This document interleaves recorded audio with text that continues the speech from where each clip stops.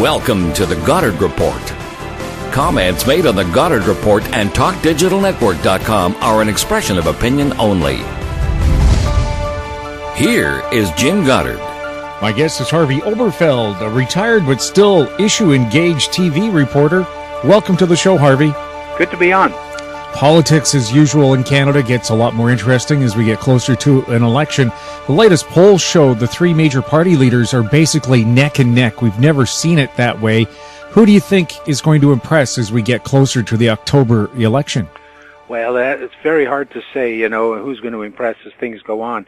Remember, the actual election has not yet officially gone into gear. We're in the pre-election thing, and they're all making all kinds of overtures to the voters. I've rarely seen all the promises coming out this early, but Trudeau had a really big week last week because he was handing out all kinds of these are the policies. He made a statement on foreign affairs.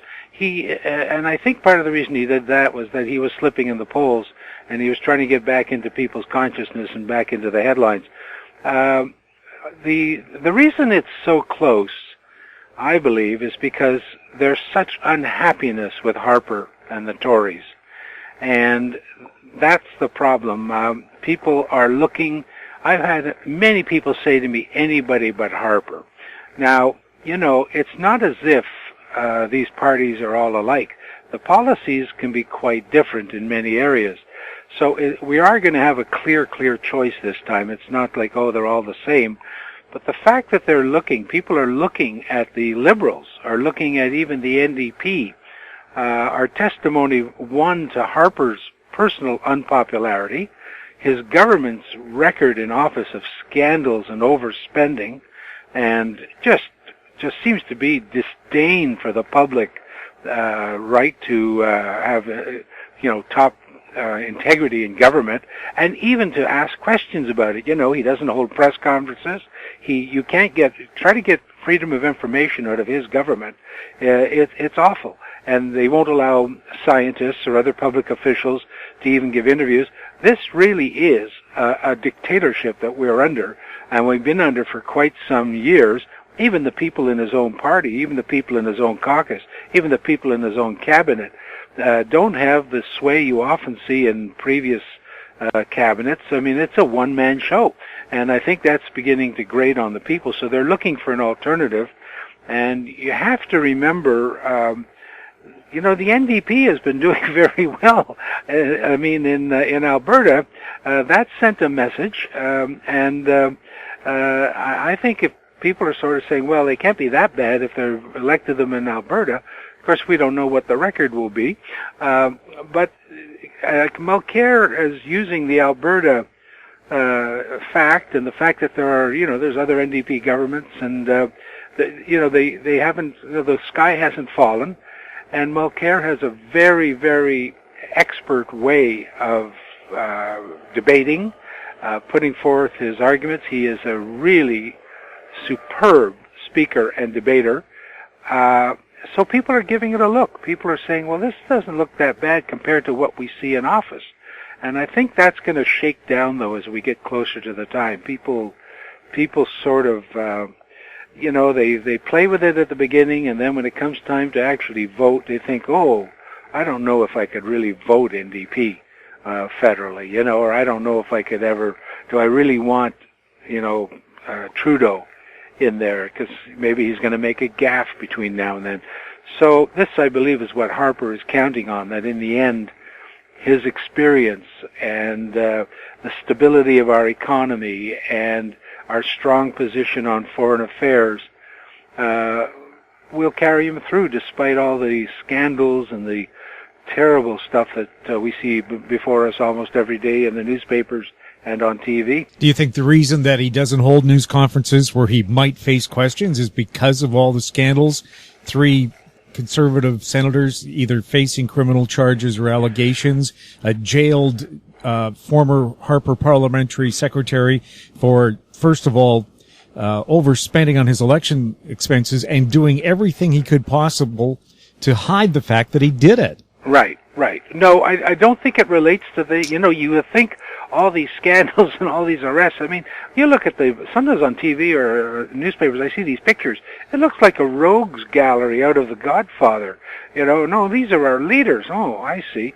It's terrible. It's awful. But I don't think Harper's disdain for press conferences is a result of that. He never wanted to answer questions. He never wanted to hold press conferences. As soon as he became elected, they became very rare, few and far between. I know during the election, before I retired in 2006, I was exceptionally lucky. I got a one-on-one interview with him during the campaign. And, right here, we sat down in Vancouver. And that was very exceptional, but that was because there was a campaign on. We were in election time.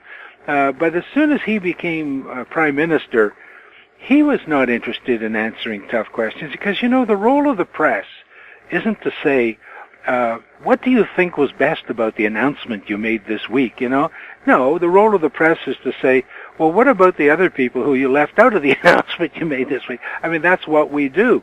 We in a way, we're almost an extension of the opposition, regardless of who's in power. I mean, that's the key point you have to remember. So why face tough questions once you're in office? You figure, well, you can forget about it. So, and some leaders like questions. Some people like having press conferences. I used to spar with Chrétien. I used to spar with Trudeau. I mean, I think I usually lost, but because they were so good. I mean, I felt I was I was winning by just getting a question in, and they would, they would be expert at deflecting the question with something, sometimes humor, sometimes. But, at least we had a dialogue. But with Harper, he doesn't want to even put himself forward in that venue, so he stopped doing it. Now, if that's not bad enough, he then ordered officials, the government ordered officials not to speak to reporters until it was cleared with Ottawa. Well, put yourself, like when I was doing stories, let's say, on fisheries. I used to call up the fisheries people here or whatever all the time, and they would give me the information, give me an interview on camera, explain. They weren't commenting on policy. They were just saying, this is the way it is, this is the situation, this is, But you called them up and said, no, you have to put your questions through to Ottawa, and then they will get back and decide whether I can comment on it.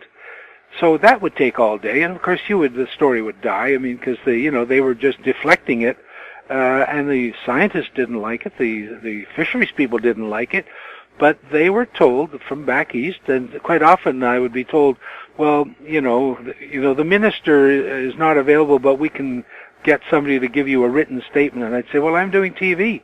Who are you going to put on camera here? Let me get somebody. Well, we can't do that. But you know what? They sure as hell did it for the media back east. So, that used to be very grating with me, and that started with Harper. And you think, I particularly resented it because he was a guy from the West. He was supposedly giving the West a new voice. But what we found was that wasn't the case at all. And so his antagonism towards press conferences and answering questions goes way back before the scandals. It was just, that's his personality, that's his attitude, and frankly, I believe that's his lack of respect for the public's right to know. Well, I remember, Harvey, the very first thing he did after he was elected was dismantle the Parliament Hill switchboard that gave every Canadian the right to call their member of Parliament for free. After that, I was told if you want to get a hold of a cabinet minister, you must go through their constituency office, which, of course, will take you days or sometimes weeks. Yes, well, exactly. Now, I don't know.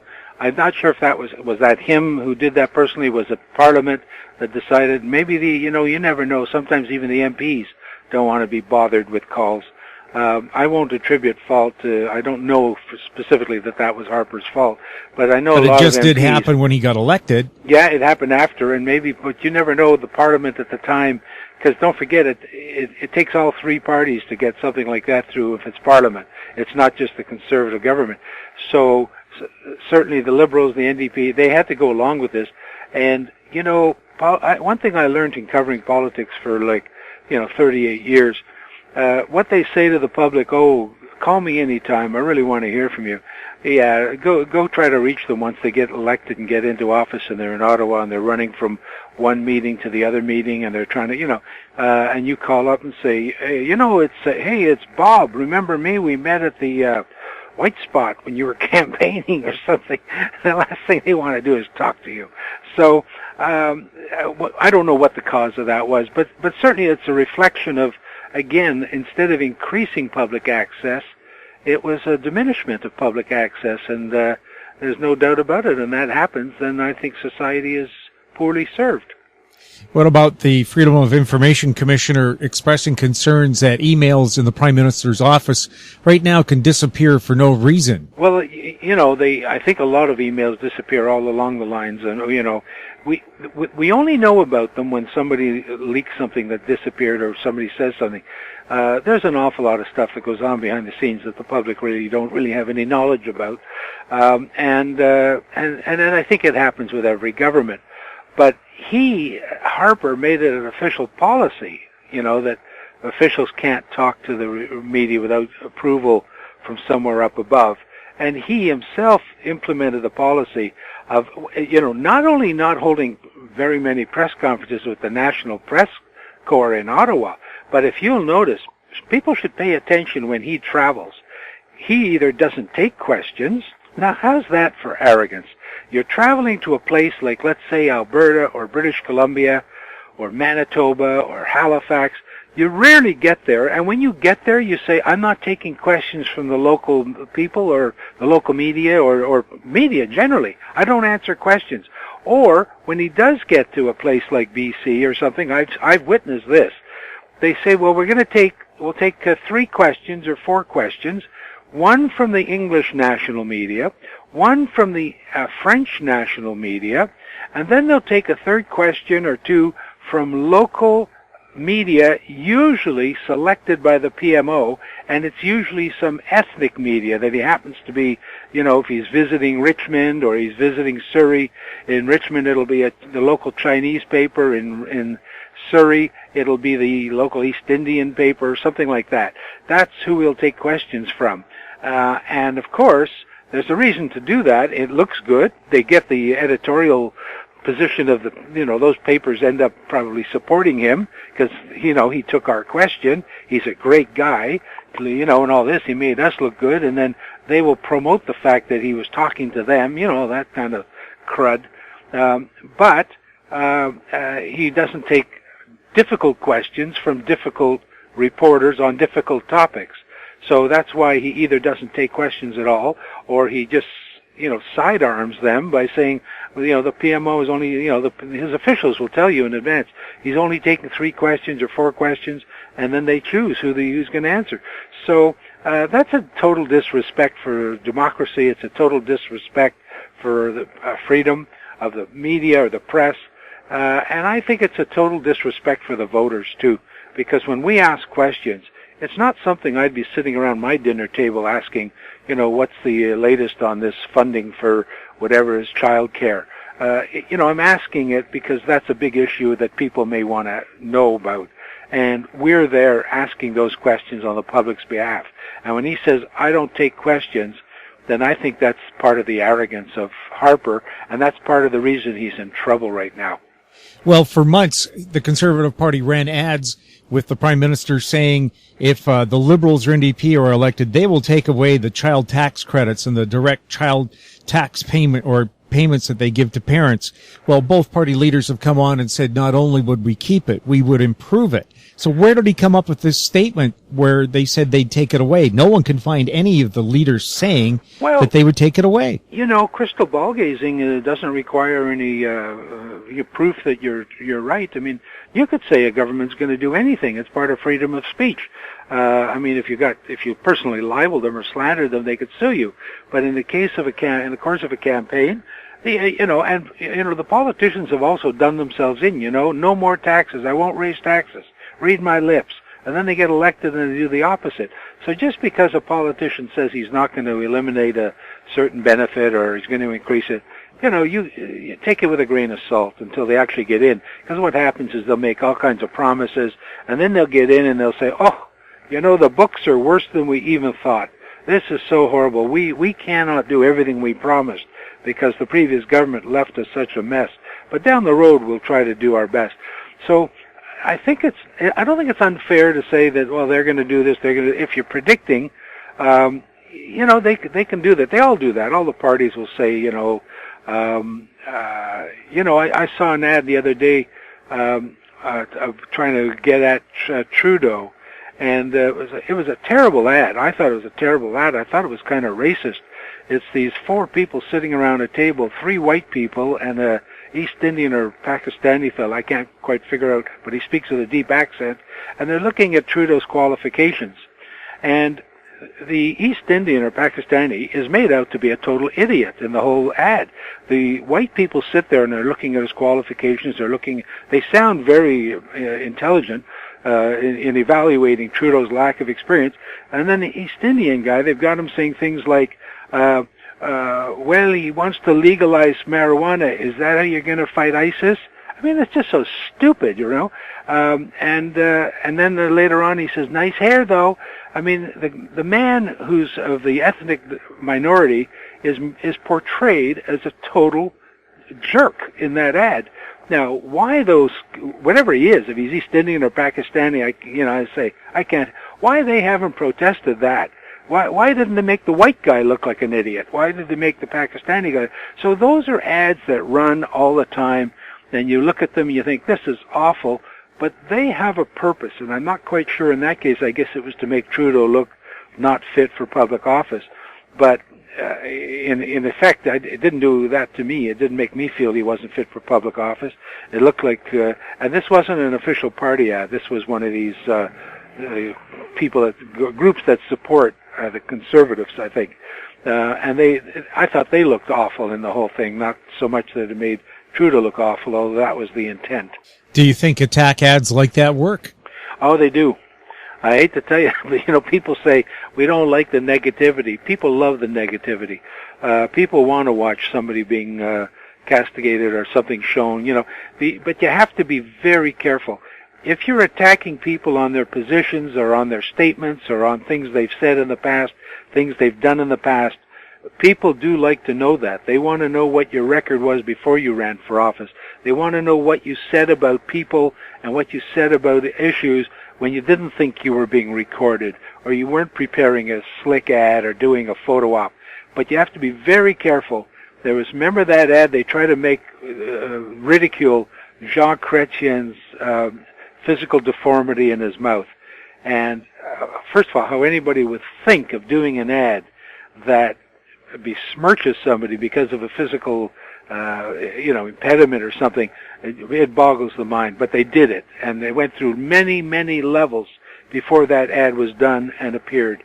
And there was such a public backlash that I think it actually hurt the Tories for doing that at that time. I mean, and Chrétien, I believe, in that election got elected with a bigger majority.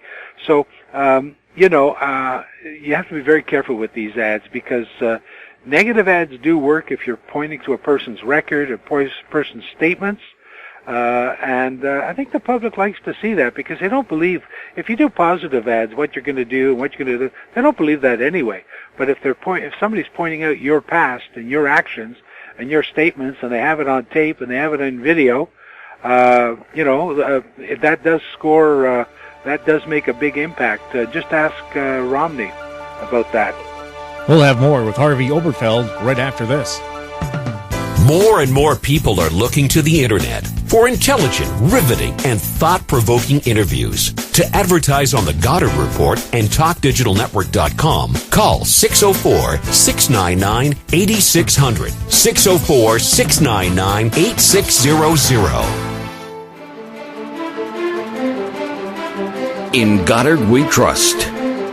Welcome back. We're speaking with Harvey Oberfeld. Harvey, if they held a TV debate, and Harper says he won't take part in the TV debates, which I find incredible. If they did hold a complete TV debate, what kind of an outcome do you imagine would happen? Well, I wrote a blog on that I just found it incredible that he said he wouldn't take part in the national televised consortium debate. Now, as I've written, I agree with him that I don't like the way the consortium debate is run. I think it's too much Central Canada orientated. It's too much Central Canada media run. I would have a different formula. If it runs for 2 hours, I would run about an hour or so on from the national view perspective, the national reporters, which is basically what we're talking about is Ontario and Quebec. And then I'd have another hour where I'd have political reporters from across Canada come in by feed, or they could even be in the studio, but come in by feed and ask about local issues, let's say in Saskatchewan, local issues in BC, and go after the leaders on that. I would do that, and and then maybe go back for another half hour at the end of general debate. That's the way. So I agree with the Tories that I didn't like the format, but you don't refuse to participate at a national election level in the national, broadcast TV debates because you don't like the format, and you can't renegotiate a format. There's a tradition there, and it has to be followed. Now, there will be other discussions and debates on a smaller scale. I don't know if they'll be televised nationally, but there'll be more one particular issue or a couple of issues, and they'll be focused. And I suppose that the Tories feel, well, that's good enough. I disagree. I think the national debate should go ahead, and if Harper isn't there, I think they should have an empty podium. And I would just let the Liberals and the NDP and I guess the Bloc Québécois, although I personally wouldn't include them in the English debate. I'd put the Greens in before I put them in the English debate. Let them have at Harper's record and have nobody standing there to defend it. But we can't, this goes again to his arrogance and his disdain for the public. I mean, in saying, I'm not going to take part in a debate. And I know he's doing this partly because, Cameron did that in Britain.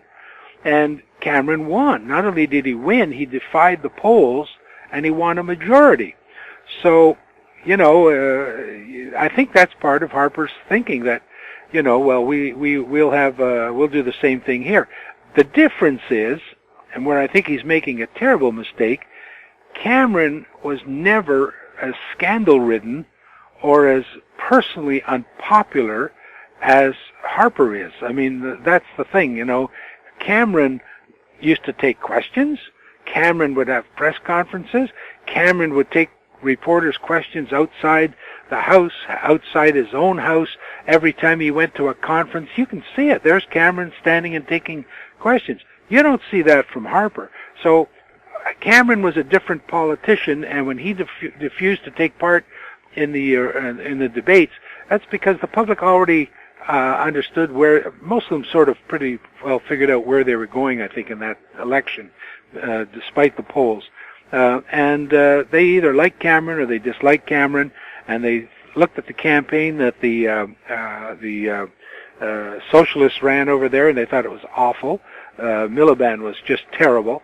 And they voted accordingly. But I think Harper's counting on that here. Could work. Maybe he's right. But I think it's taking a really big risk, and I think it will hurt him in the end. The Mulcair ads, I didn't even know it was an NDP ad the first time I heard it until I really paid attention. They were talking about business, the economy. That wasn't the usual eat the rich thing that you're used to hearing from the NDP. Well, that's why I say, what they say before they get elected and what they do afterwards. I mean, I think we're seeing that in Alberta. They said they'd raise corporate tax. They've done that, but I think they're moving in all kinds of other directions. Maybe that's going to end up hurting them. But we've seen that with the NDP before. But once they get elected, maybe they're too ambitious. I don't know, but they don't take into account the economic reality, maybe, and that's why they usually end up lasting a term or so, and that's about it. And they spend more time in opposition than they do in government, much more time. So I think I think Mulcair is their strength, in their ads. I think, when you think of the NDP benches, can you name, who else do you think of as a great spokesman for the party? most of them never even expected to get elected. They're quite young. They're quite inexperienced. Very few of them have much stature as far as being critics anywhere. And I might know a couple from BC because I'm from BC, but it's a very weak caucus he has there, I believe. And yet these people will be cabinet ministers if now imagine that you run for office never expecting to get elected, not wanting to get elected, but you believe in this NDP, so you allow your name to stand on a ballot somewhere in remote Quebec. You end up getting elected, and who knows, one term later you could become the Minister of Natural Resources. So I mean, it's just bizarre, but that's possible. But I think we'll see more of the ads you'll see from the NDP will highlight Mulcair, and they're trying to soften him up. They're trying to make him look less severe, and so you're going to see him smiling a lot. You're going to see him being very humble, and that's not, I understand from what I've heard that behind the scenes he's not soft and he's not humble. In fact, apparently he can be quite nasty, and I don't know if we call it a temper, but he can explode. And but they will try to portray him as being soft and cuddly, and this is the new guy. I mean, he's not going to do anything bad, and for many people he could be the answer to certainly improvement over what Harper's given them. And that's what they're going to play at. Yes, well, everybody calls Mr. Harper Mr. Robo-Hair because you've never seen a hair out of place ever on the guy. Maybe let the wind run through his hair one day? Oh, I don't know. I don't know if they'd allow that. But I've seen him dressed casually, and I think he dresses casually. He looks like he spent more than I did on my suit. So, no, but, the guy, he's very formal, and you know what? I mean, that's his style as far as, if he's formal, he's not easily, you watch him even at the great summits when he's walking around. He looks out of place. He looks uncomfortable among the world leaders, like almost as if you can't believe he's actually there. There's no great camaraderie between him and I see the other leaders all show, he's very clumsy in my view. But you know what?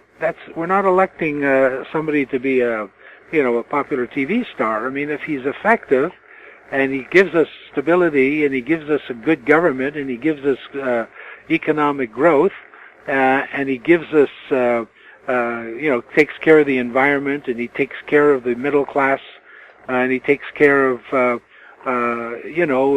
investment, and he takes care of the seniors. So I don't care what he dresses like or looks like. That doesn't bother me at all. The problem is on some of those issues I've listed, he hasn't been very effective, and he isn't regarded as being terribly sensitive. So that's his Achilles heel, not the way he dresses or looks.